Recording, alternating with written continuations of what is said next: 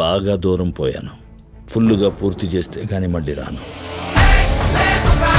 Trailer 2లో promising హీరోలు, south Indian హీరోలు లేకపోతే బాలీవుడ్ హీరోలు నటిస్తున్నారని చెప్పేసి. ఇది ఎప్పుడు రిలీజ్ ప్లాన్ చేస్తున్నారు అండ్ ఇది షూటింగ్ ఎంత వరకు వచ్చింది? ఇది ఏప్రిల్లోనే అయిపోవాలి షూట్.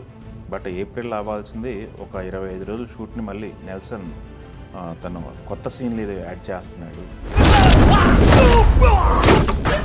ట్రైలర్ 2లో బాలకృష్ణ గారు నటిస్తున్నారని చెప్పి.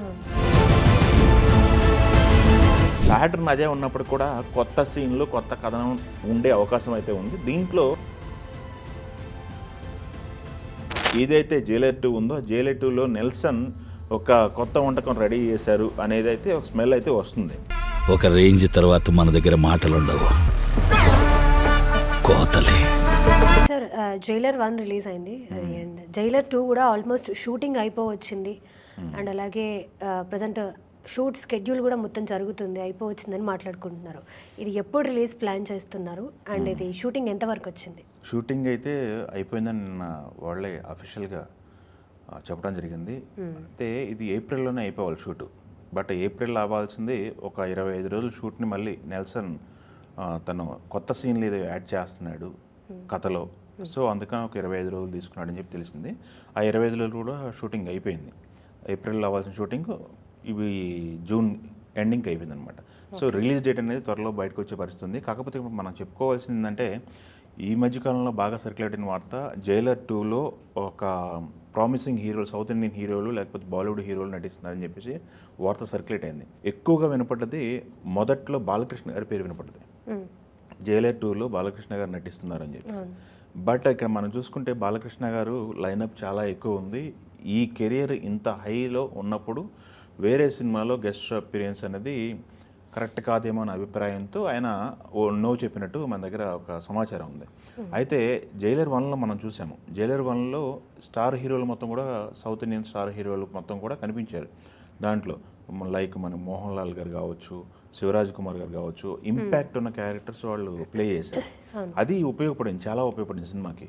ఆ సినిమాలో చూసుకుంటే హ్యూమన్ ఎమోషన్స్ అనేవి చాలా చక్కగా చూపించారు.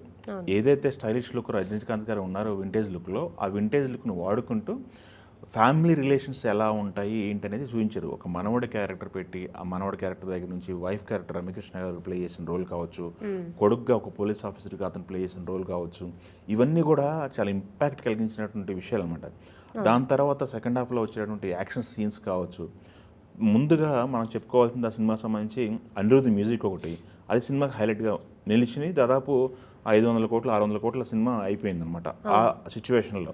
ఈ సినిమా జైలర్ 2 ఎలా ఉండబోతుంది అనేది, కథ ఎలా ఉండబోతుంది అనేది ఒక క్యూరియాసిటీ అంశం. అయితే ఈ కథలో ఎక్కడైతే అతను కథ ముగిసిపోయిందో, కొడుకుని చంపేసిన తర్వాత ఈ కొడుకే రాంగ్ పాత్రలో వెళ్తున్నాడని చెప్పేసి నిజాయితీ కలిగినటువంటి ఒక జైలరు కొడుకుని చంపేసిన తర్వాత ఆ కథ ఎండ్ అవుతుంది. ఆ కథ అక్కడి నుంచే మొదలవుతుంది అనేది మన శివరాజ్ కుమార్ గారు ఒక ఇంటర్వ్యూలో చెప్పారనమాట.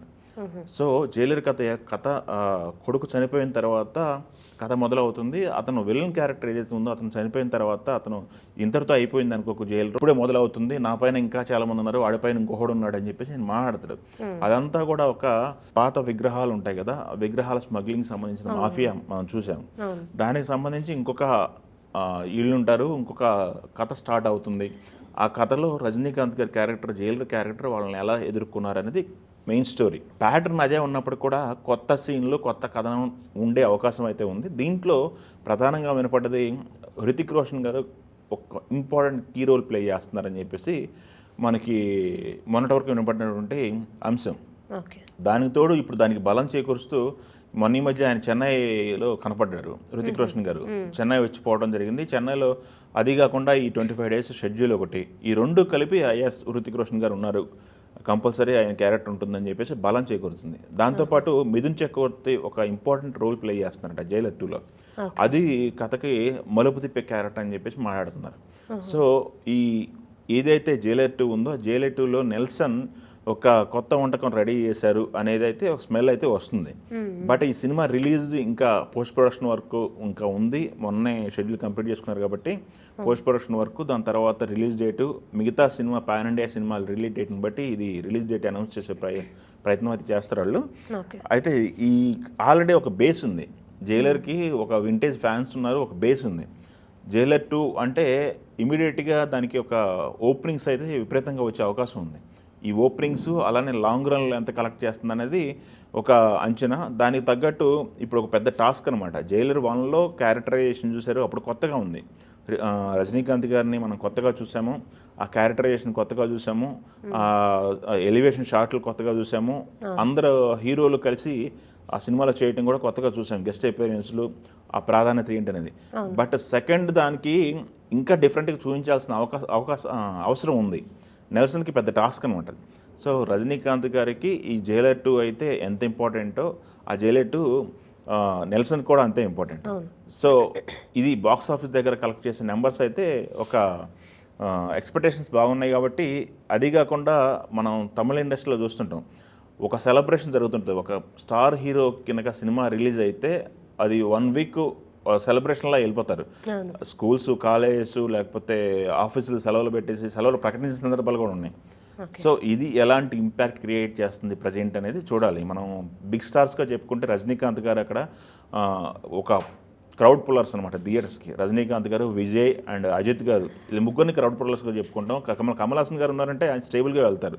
సినిమా హిట్ అయిందంటే ఆయనకి మంచి కలెక్షన్స్ వస్తాయి. సినిమా నిరాశ పొందిన సందర్భాల్లో దాని డిజాస్టర్ అయిన సందర్భాలు కూడా ఉన్నాయి. సో క్రౌడ్ పుల్లర్స్ ఈ ముగ్గురులో ఆయన ఇప్పుడు విజయ్ గారు సీఎంగా ఉన్నారు. క్రౌడ్ పుల్లర్స్లో ఇప్పుడు ఇద్దరు ఉన్నారు. ఆ ఇద్దరిలో రజనీకాంత్ గారు మెయిన్గా మనం చెప్పుకోవాలి. ఈ సినిమాకి ఎంత ఇంపాక్ట్ చూపిస్తారు బాక్స్ ఆఫీస్ దగ్గర అనేది మళ్ళీ ఫ్రెష్గా ఒక టాస్క్ లాగా మనం చెప్పాలి జైలర్ 2కి. జైలర్ 2 అయితే షూటింగ్ అయిపోయింది. ఉండేటువంటి కథ లైన్ ఇలా ఉండవచ్చు అనేది ఊహాగానాలు ఉన్నాయి. ఉండే స్టార్స్ అయితే మిథున్ చక్రవర్తి గారు గురించి తెలుసు అందరికీ. బాలీవుడ్లో మంచి యాక్టరు ఆయన. స్వతహాగా బెంగాలీ యాక్టర్ అయినప్పటికీ కూడా బాలీవుడ్లో మంచి ఇంపాక్ట్ క్రియేట్ చేశారు. ప్రపంచవ్యాప్తంగా ఆయనకి అభిమానులు ఉన్నారు. సో ఆయన కూడా కీ రోల్ ప్లే చేస్తున్నారు. కాబట్టి ఇది ఒక మంచి వంటకంగానే మనం చెప్పుకోవాలి జైలర్ 2. చూద్దాం మరి రిలీజ్ తర్వాత ఎలాంటి ఇంపాక్ట్ క్రియేట్ చేస్తా అనేది మనం చూడాలి.